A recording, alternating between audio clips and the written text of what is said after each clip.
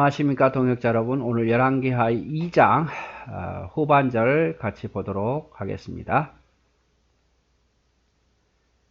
자, 이제 엘리사의 사역이 본격적으로 시작됩니다. 엘리사의 사역 같이 보도록 하겠습니다. 여리고 사람들이 엘리사에게 요청합니다. 뭘 요청하냐면, 맞은편 여리고에 있는 선지자의 제자들이 그를 보며 말하기를, 엘리야의 성령이 하시는 역사가 엘리사에 머물렀다 하고 가서 그에게 나아가 땅에 엎드려 그에게 경배하고.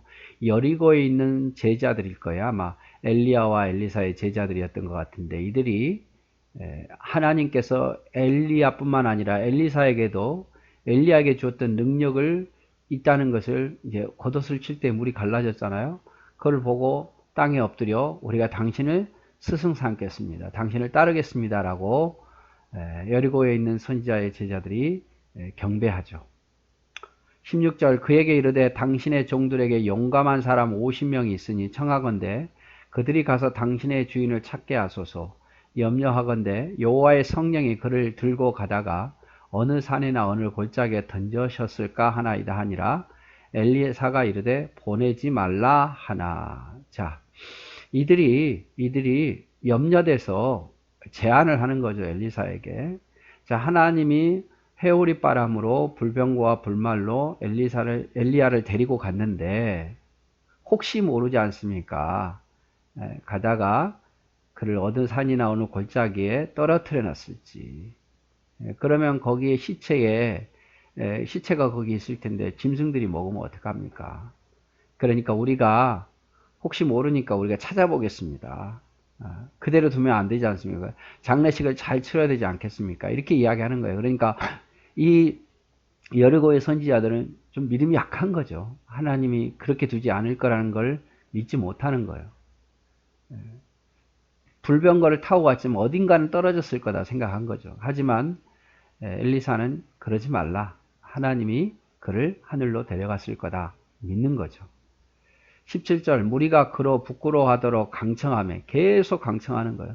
그래도 모르니까 그래도 우리를 보내서 우리가 가겠습니다, 당신이 가는 것도 아니고 우리가 가겠다는데 허락해 주소서라고 계속해서 간청을 하죠. 그들이 50명을 보냈더니 사흘 동안 찾아도 발견하지 못하였더라. 엘리사가 여리고에 머무는 중에 무리가 그에게 돌아오니 엘리사가 그들에게 이르되 내가 가지 말라고 너에게 이르지 아니하였느냐 하였더라. 왜 믿음이 없느냐? 하나님이 승천하게 했을 거다.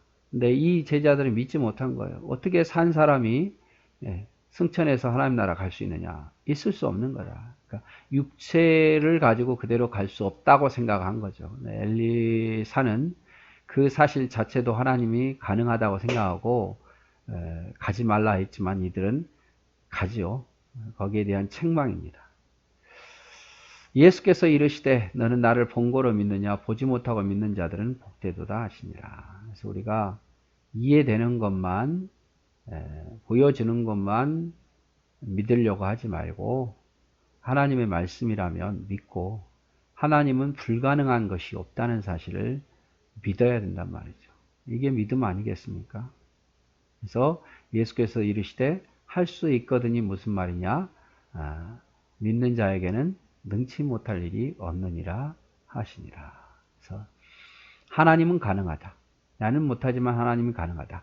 이해되는 범위에서 믿으려고 하지 말고, 이해되지 않아도 하나님은 할 수 있다는 그 믿음을 가지고 신앙생활 하라 이 말이죠. 그 성읍 사람들이 엘리사에게 말하되 우리 주인에게 보시는 바와 같이 이 성읍의 위치는 좋으나 물이 나쁨으로 토산이 익지 못하고 떨어지나이다. 엘리사가 이르되 새 그릇에 소금을 담아 내게로 가져오라 하매 곧 가져온지라. 또 여리고 사람이 요청했어요. 여리고 사람들이 뭘 요청했냐? 이 물이 너무 나쁘다. 이 물이 너무 나빠가지고 이게 열매도 잘 안 맺히고 열매가 익었다가 금방 떨어져 버린다. 그러니까 엘리사가 소금물을 담아서 내게 가져오라고 하죠.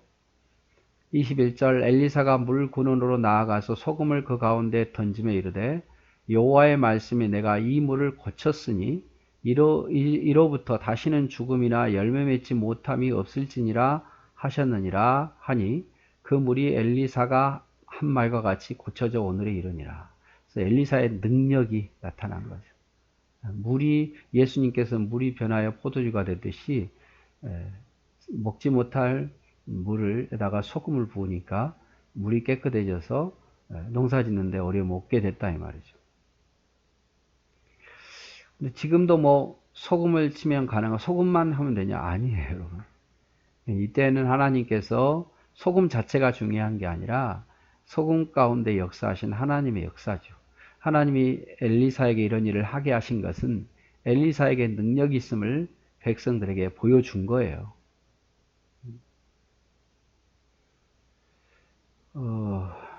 모세도 그랬잖아요. 마라에서 쓴물을 단물로 고쳤다고. 뭐 잎사귀 던졌다고 되는 건 아니에요.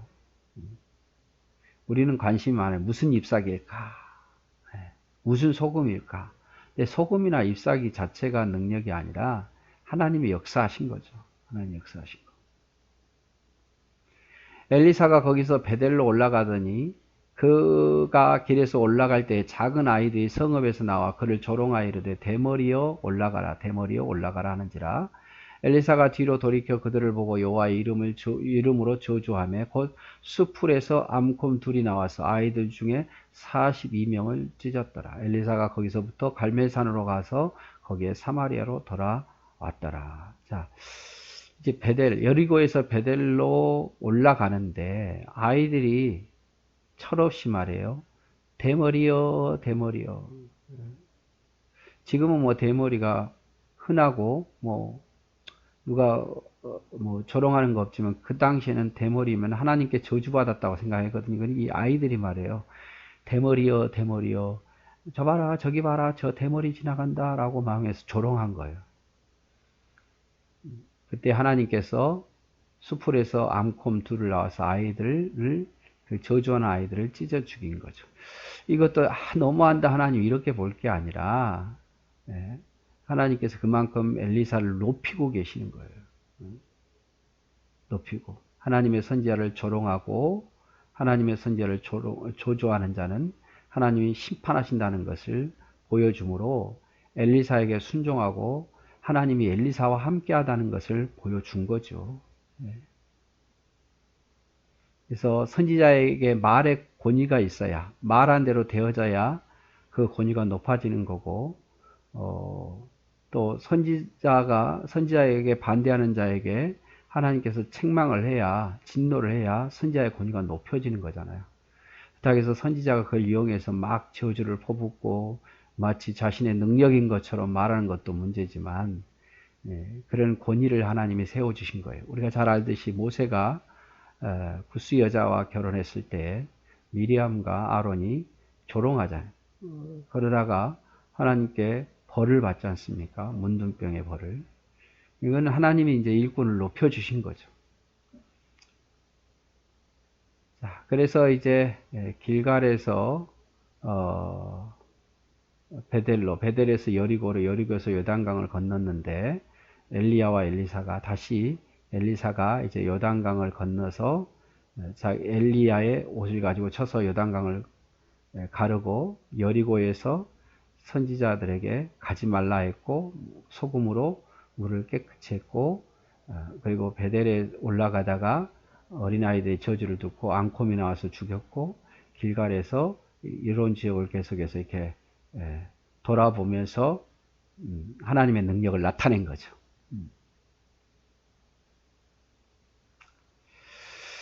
그래서 여기서 보는 것은 하나님은 계속 일하신다.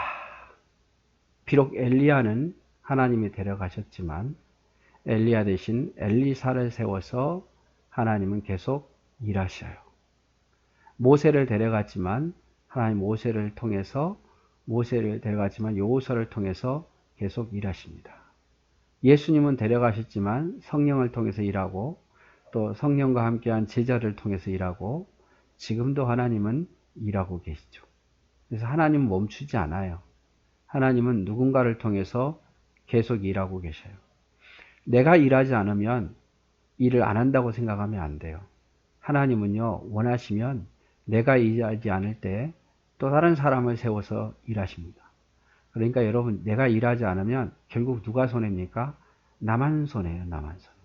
예. 나 일 안 해. 이렇게 생각하지 마십시오.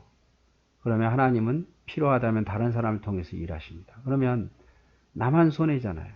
정말 내가 일하지 않아서 일이 안 되면 그건 내가 좀 의시될 수도 있는데, 내가 일하지 않으면 일이 안 되는 게 아니라 하나님 다른 사람을 통해서 일하셔요. 그래서 여러분 그걸 기억하시고 일할 수 있을 때 계속 일하고 건강할 때 일하고 그랬으면 좋겠습니다. 그리고 내가 또 일하지 못하면 다른 사람 또 세워서 일할 거니까 그때까지 내가 또 열심히 일하고 하나님은 계속 일하신다. 오늘 여기까지 보도록 하겠습니다. 사랑하고 축복합니다.